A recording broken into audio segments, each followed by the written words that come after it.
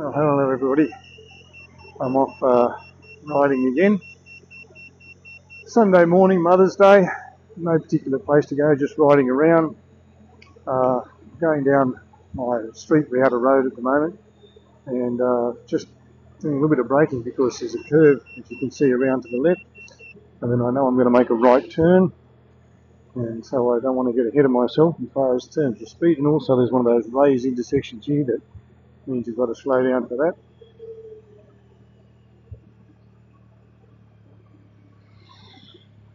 So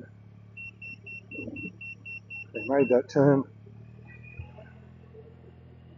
I've got a couple of 100 metres here before I make another right turn, and again there's a give way sign here, so I've got to be aware of that. I've got to be aware of traffic coming up from the right as well as traffic coming from the left. So I'm just talking you through the thinking processes and the awareness and the watching and the scanning of the road and all that sort of stuff that I do as I'm riding. Putting the blinker on, when people know I'm going to turn, left foot down, applying both brakes.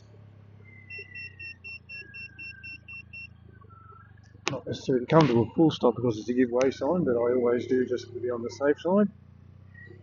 Now, as you can see, the road dips down and around to the left here, so again, more caution. The car is entering from the right hand side, even though there's a give way sign there. And I know that at the bottom of this street here there is a roundabout, and I'm going to be going to the left.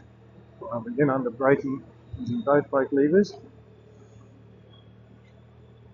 keeping my speed manageable, indicating that I'm going to go left at the roundabout. If you're hearing a beeping sound, it's the tyre pressure monitor telling me that the tyre pressure is low, but that's not the case. It is because the tyres are cold and it takes a little while for them to warm up, especially on an autumn day like today. Another roundabout here where I'm going to be going straight ahead. So I'm still under braking using both brake levers. Riding fairly cautiously, because I think that's always the best thing to do. Not ride as if everybody's out to kill you, but ride cautiously so that you've got room, time, and, well, I suppose room and space are the same thing. You've got time and space to react to what's happening rather than riding a little bit too fast for the situation and not then having sufficient time to react. Okay, it's a bit of a straight stretch along here where not much is happening. As the road comes in, no traffic coming in from either side, so I can just cruise along at normal speed. Still keeping my eyes open, checking my mirrors, seeing what's behind me. I can see there's an intersection here on my right. Now there's a sharp bend here. I'm under braking just a little bit, just to be cautious. I know it goes down towards the river, and you can see the river off on the left there. Another sharp bend here around to the right before coming onto the King's Bridge where it curves to the left a bit. So again, I'm under braking using both brake levers. According to this, travelling at 37 kilometres an hour, which I think is more than adequate for what I need to do. Going around to the left here.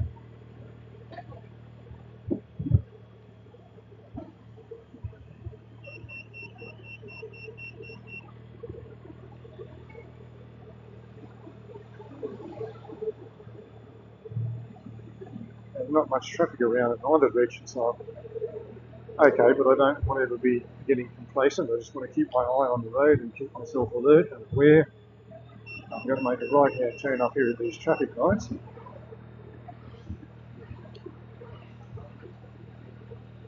Checking to make sure there's no traffic coming towards me. Make the turn. A little sharper than I wanted to make it.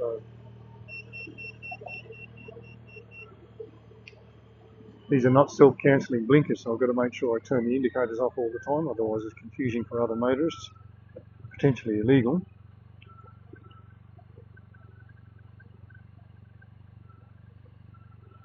Even at a place like this, traffic lights like this, you want to stop and give yourself a bit of distance between the person that's in front of you, so that if by some terrible event somebody behind you doesn't stop in time and happens to rear end you, you're not going to be slammed into the car in front of you.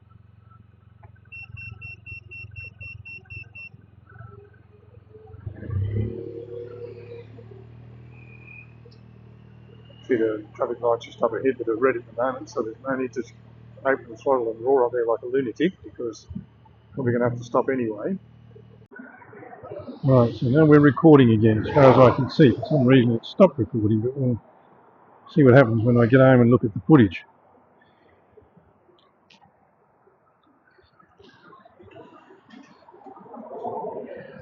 Edit some of that out, I suppose. I'm on the Midland Highway. I'm out of Launceston, heading south towards the township of Perth.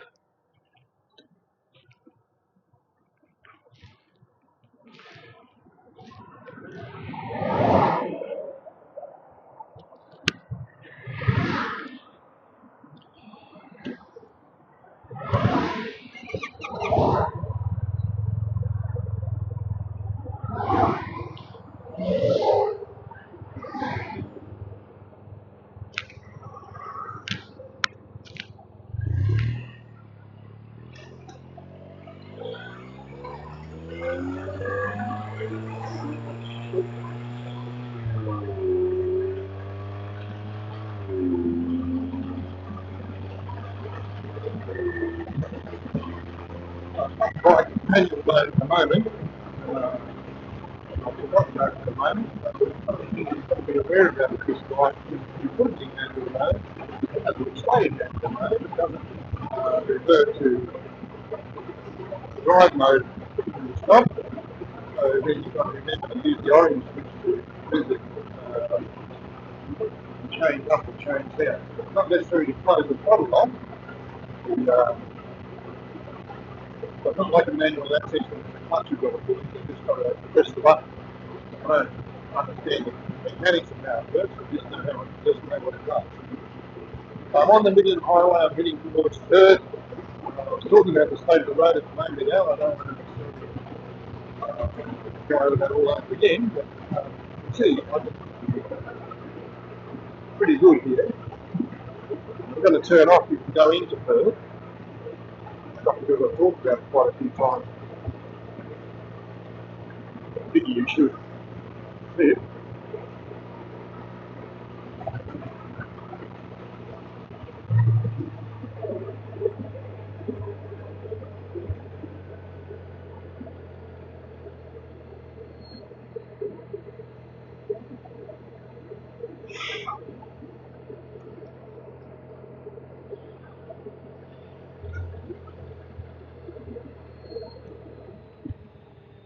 Now the thing you've got to do here is work out which road you want to take on the roundabout. Since I want to go into the town centre, I guess I go around this way. I don't take the Seacombe Street turn off, I don't think. Follow the signs that say town centre, C417. I indicate left now because I'm turning off the roundabout. I see the speed limit says 60, so I try to obey that. Now because I'm in the town, I'm going to go into the manual drive mode and let the scooter choose the right gear for itself rather than me have to fiddle around with it. Well, I don't know a lot about Perth, but I know that there are lots of places around parts of Tasmania that are named after places in Scotland, for example, or in England. Launceston is named after a place called Launceston, which is in Cornwall, which is in the south of England. The north and south Esk rivers that flow through Launceston are in Scotland. There is a county, I think probably is the right word for it, in Scotland called Perthshire, I'm not sure how you pronounce it. I don't want to be insulting to the Scots by saying it incorrectly, so I have both options. And I think there may even be in Perthshire in Scotland a town, city called Perth. one of the local pieces of folklore, which I may have repeated in earlier stories, I apologise for telling it again, about Launceston and its early settlement, is that a bunch of people from Scotland came here and they found that the weather wasn't quite to their liking. It wasn't cold enough. They all moved to New Zealand. Is supposedly the folklore. I don't know whether that's true or not, but it sounds like a good story and it's worth repeating. So there is some history here in Perth, some historic buildings that date way back to the colonial period, and then there are these other buildings that date to the more modern era, or two different eras from beyond there. For example, an example of the colonial era would be this joint up here called, say, Rover House, R-O-V-U-R House. You can see that's at least the front of it is circa 1840s and so it's clearly a colonial period house. Whereas the cafe over there is of the more modern era. I said earlier that it had been bypassed 3, 4, 5, I can't exactly remember when, but a few years ago they decided to build a bypass around it so that it would improve traffic flow and freight going to and from rather than having to go through the town. And so that's given the town a greater opportunity to grow and become a place people want to live.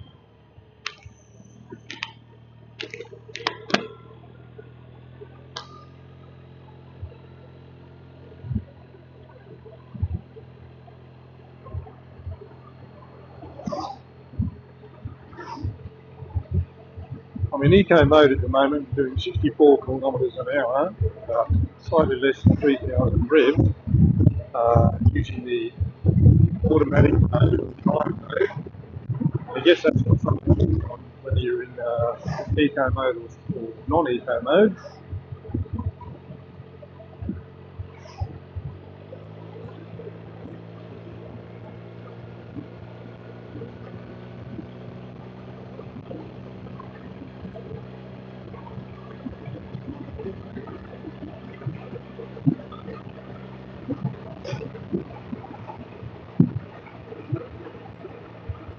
You obviously can't see this because the camera's in front of the screen, but it's a very tall screen there with an extra extension on top of it here that means that you're well protected from the wind.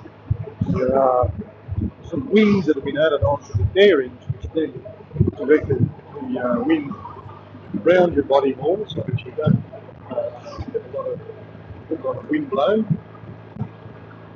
a lot of turbulence. I'm up to 85 kilometres now. I'm still in eco mode at 3,500 revs in the drive mode to check and see what gear I'm in. According to the indicator, I'm in 5th gears, so I can 6th gear now because I'm in manual mode.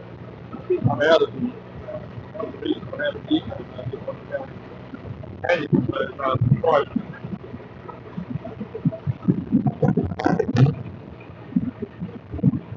Sliding down the left lane ending. I'm going to make a left turn just up here somewhere. I'm just playing this lane for a turn. Just wants to be good for me. I can't see the right hand lane. Check over my shoulder. That's all you need to do.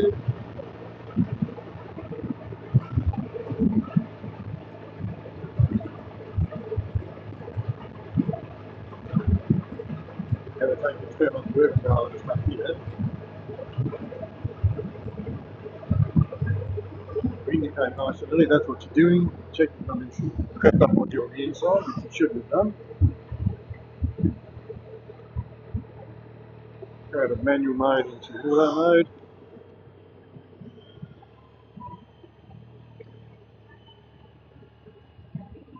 You give way someone, but nothing coming, so give way doesn't mean stop, it means give way. Not sure what's happening here with the conventional cars all stopping the U-turn though, but keep going.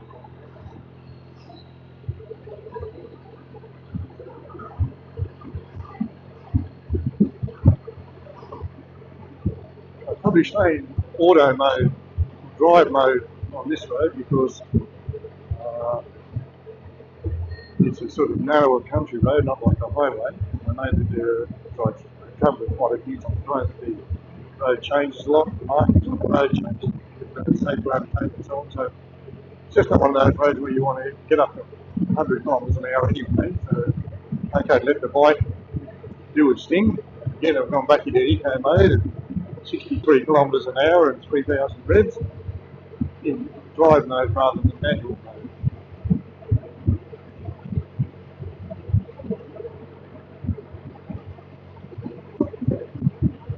See what I mean about the different states of the road? The shoulder's almost non-existent here, and if it is, it's dirt. And that's okay as long as the dirt's level with the edge of the road and not a huge drop of 5 or 6 mil or 10 mil or something like that.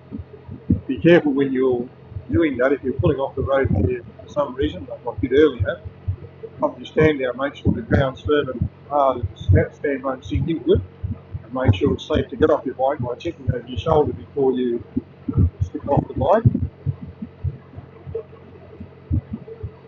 There are markings down the middle, but there are none of those rumble strips, and there are no markings on the edges of the road. These white posts, so that this you'll pick them up at night time and see where the edge of the road is.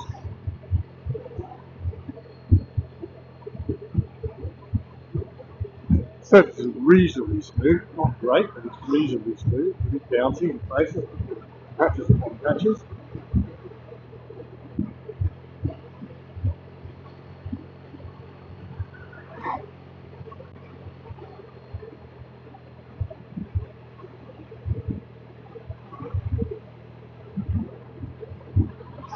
Speed limit's probably 80 and I'm well below that at the moment, but there's nothing behind me that I need to be worried about. I'm not impeding anybody else's drive. I'm not stopping anyone from getting past me, and even if it was, well, I'm not, so I don't have to worry about it. Line markings indicate that it's safe for me to overtake now if I wanted to. If I became aware of someone behind me, I would slow down and allow them to overtake me. As far as I know, it is opening their fence to speed up when someone's trying to overtake you. They've indicated that trying to overtake you when pulled out, it's an offence for you to speed up to prevent them from doing that.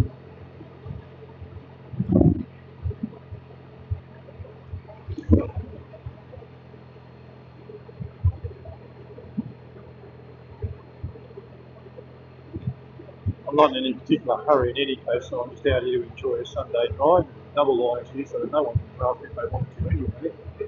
The speed limit is 80.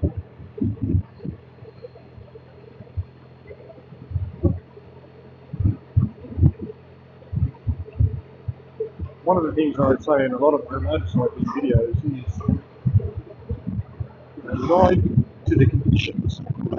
Because the speed limit says 80, doesn't mean you have to go 80. What it means is if you're not going to go 80, you need to move over to the left-hand side of the road wherever possible and let people get past you.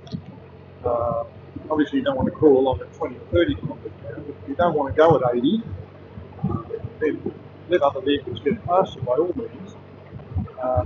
What I mean by driving to the conditions is, first of all, be aware of what the road's like. Now, if you haven't driven on it before, then you can't be aware of what the road is like. But if you haven't driven on it, then you have to be a little bit more cautious. You're not driving on the highway now, you're driving on a smaller country road. So drive a little bit more cautious. Coming up to an intersection, I'm going to turn right. Probably going to be a giveaway sign up here. I indicate nice and early that I'm going to go right. Speed limit stopping to 50. I'm a bit of a surprise here, so I'll be okay to slow down.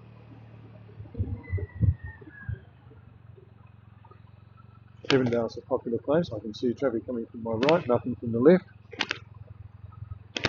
This car's gone, it'll be safe to turn. Very good. Evandale's, as I said, a popular place, and it's a residential area. Speed limit's 50, so I don't need to open the throttle and drive like a lunatic. Drive carefully, enjoy my ride. Drive the conditions when you don't know what the road's like. Be extra cautious. Be extra careful. Drive to the weather conditions. A bit gloomy and overcast now, but the vision's pretty good. But still, be a little bit cautious. Drive to your own actual ability, not what you think your ability is. We all, one is probably as guilty of it as everyone else, but we all tend to overinflate our ability, or to inflate our ability. We all think we're better at things than we actually are. Drive to your actual ability rather than what you think your ability is. Again, keeping in mind if you don't know the road and don't know the area, then drive a little bit more cautiously for your own good and for the good of everybody else that's going to be on the road. So the weather conditions have an impact on how you ride. The road conditions clearly have an impact on how you ride. Your own ability has an impact on how you ride. And the bike that you're riding has an impact on how you ride. This is not a sports bike, it's a scooter. It doesn't mean it doesn't have capacity to do things, but it's not a sports bike, not a crotch rocket, so I drive it accordingly.